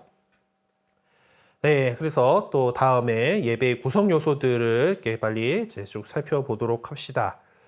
네, 여기에 보면 아모스서 5장 21절의 본문이 나와 있죠. 나는 너희들의 축제를 싫어한다, 배척한다. 너희 그 거룩한 집회를 반길 수 없다. 나는 너희에게 곡식이 회사되어도 받지 않고 살짐승 하신다. 너희 친교점도 거들러 보지 않으리라. 라고 이제 하는데 이제 그 예언자 아모스는 이스라엘 백성을 향해서 이웃의 권리를 되찾주고 정의를 세울 것을 강하게 요구하고 있는 것입니다. 그러니까 예배가 어떤 형식적인 것이 되어간 것에 대해서 강력하게 구약의 예언자들도 이제 그 사람들을 꾸짖었다라는 것이죠.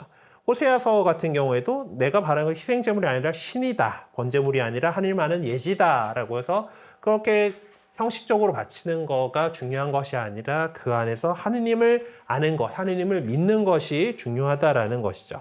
이 말씀들은 이제 복음서에서 또다시 인용이 됩니다. 너희는 가서 내가 바라는 것은 희생제물이 아니라 자비다 하신 말씀이 무슨 뜻인지 배워라 라고 얘기하시고 마태복음서 또 이것들을 인용한 내가 바라는 것은 희생제물이 아니라 자비다라고 하신 말씀이 너희가 알았다면 이제 이렇게 예수님께서 이 말씀을 인용하시는 것 같아요. 자, 위의 내용을 요약해 보면은 이제 하나님께서는 아무런 의미가 없는 텅 빈 제사가 아니라 당신께 대한 사랑과 이웃에 대한 사랑의 행위로 표현되는 영적인 태도를 요구하고 계십니다. 그래서 하나님께 예배를 거하는 것만으로 그분을 믿고 그분의 말씀을 따르고 있음의 진정성을 인정받거나 정당화되는 것이 아니죠. 구체적인 삶으로 가시화되어야 한다라는 겁니다. 사랑을 통해서 이웃에게 자신의 것이라고 여겨지는 것을 베푸는 행위를 해야 되는 거죠. 이렇게 베푸는 행위를 통해서 종교의식의 행위가 표징으로서 의미를 지니고 있음이 드러납니다. 예수 그리스도께서 당신 자신을 희생제물로 가진 것 전체를 다 바쳐주셨고 그걸로 우리를 하느님과 화해시키시고 구원하신 거잖아요. 우리가 그렇게 하느님 자녀가 되었다라는 겁니다. 그래서 그 구원사적인 사건을 이제 다시 살아가는 것이 예수 그리스도에 대한 믿음이고 또 그거가 세례성사다라고. 그래서 이 믿음과 세례는 우리에 대한 하느님의 사랑을 보여주시기 위해서 그리스도께서 베풀어 주시는 은총의 표현이다라는 거죠. 그래서 종교 의식을 통해서 재현되면서 그 인간에 대한 하느님의 무한한 사랑에 대한 표징으로서의 의미를 드러내게 됩니다. 자, 여기 앞에 나왔던 예언자들이 형식주의에 빠져든 이스라엘을 준엄하게 질책하고 고발하고 있습니다. 하느님 앞에서 올바로 나서기 위해서는 무너져 내린 사회 정의를 바로 세우고 이웃의 권리를 되찾아 주어야 한다라고 역설했고요. 그것이 하느님께서 원하시는 것이다라고 말합니다. 하느님께서 원하시는 것을 하는 것이 진정한 제사다라고 얘기를 하는 것이죠. 자, 그러면 여기서 이 호세아 예언자의 말을 인용해서 예수님께서 말씀을 하셨는데 이거 누구한테 얘기를 한 거냐를 본문들을 쓱 보면은 이게 어디 나오냐면은 마테오를 부르시는 그 내용에 나옵니다. 그들에게 말씀하셨다. 너희는 가서 그 너희가 누구냐? 위에는 바리사이들이죠. 네. 그래서 이 바리사이들을 질책하시기 위해고 그들이 제 성경 말씀을 구약 성경 잘 알고 있는데 그거 제대로 안 하고 전 형식적인 것들 그 위선에 빠져 있기 때문에 그 위선을 질책하기 위해서 이 말씀들을 인용을 하신 거죠. 예수님의 질책과 예언자들의 준엄한 고발은 물론 시대상은 다를지라도 내용은 같은 것이다라고 할 수가 있겠습니다. 예수님과 예언자들은 무슨 목적에서 그렇게 한 것일까? 그래서 형식주의를 버리고 하느님의 뜻 안에서 그 진실하게 그 하느님의 뜻을 삶 안에서 진실하게 실천해 나가야 한다는 차원에서 신앙인의 올바른 자세를 제시해 주는 데에 그 목적이 있다라고 할 수 있겠습니다. 자, 어떻게 하는 것이 하느님의 말씀에 온전히 순종하는 것인가를 가장 극명하게 보여주신 분이 예수 그리스도이십니다. 그러한 예수님의 행위가 살아있는 제사라고 한다면 그분의 십자가는 구체적인 제물인 것이죠. 하나님 아버지 뜻이 구현될 수 있도록 순종하신 예수 그리스도를 통해서 우리 모두는 구원의 기쁨을 살아갈 수 있게 되었고 또 살아가고 있습니다. 그러한 예수님의 구원 행위를 우리는 매일 미사 안에서 재현하고 있죠. 그래서 이 시점에서 우리는 이 내적인 예배의 의미를 어떻게 우리 삶 안에서 구현할 수 있을지 잘 묵상해 봤으면 좋겠습니다. 그리고 이제 세례 성사를 위한 교리 교육들이 이제 그 베드로전서 2장이나 야고보서 2장이나 로마서 12장에서 14장의 그런 내용들이 있습니다. 그 세례 성사를 준비하기 위해서 했던 그런 내용들, 그런 것들이 이제 성경 본문 안에 들어있다라고 할 수가 있겠죠. 이제 세례 성사를 받음으로써 우리는 성령을 받게 되고, 그 하느님께 영적인 예배를 드릴 수 있게 되는 거고, 거기에 대해서 걸맞게 행동을 해야 되는 거잖아요. 그런 것들을 어떤 미리 얘기로서 이제 그 가르침들을 이렇게 줘왔다라는 것을 이제 요런 구절들을 볼 수가 있는데, 요거는 길게도 길어가지고 넣어놓지도 않았어요. 가서 성경 펼쳐가지고 한 번씩 잘 읽어봐 주시면 감사하겠습니다. 오늘 좀 이것저것 좀 너무 쓸데없는 TMI를 많이 좀 남발을 한 바람에 살짝 좀 시간을 넘겨버리긴 했는데요. 그래서 질문 받지 않고 끝내도록 하겠습니다. 네, 하여튼 고생들 하셨고요. 네, 다음 주에는 좀 더 이제 이거에 대한 자세한 것들, 이제 세례 성사에 관한 본문들, 뭐 이런 것들을 좀 더 본문 내용에서 자세히 연구하는 것으로 들어가 보도록 하겠습니다. 네, 영광성으로 이 시간 마치겠습니다. 성부와 성자와 성령의 이름으로 영광이 성부와 성자와 성령께 참 영원히 아멘. 성부와 성자와 성령의 이름으로 아멘. 수고하셨습니다.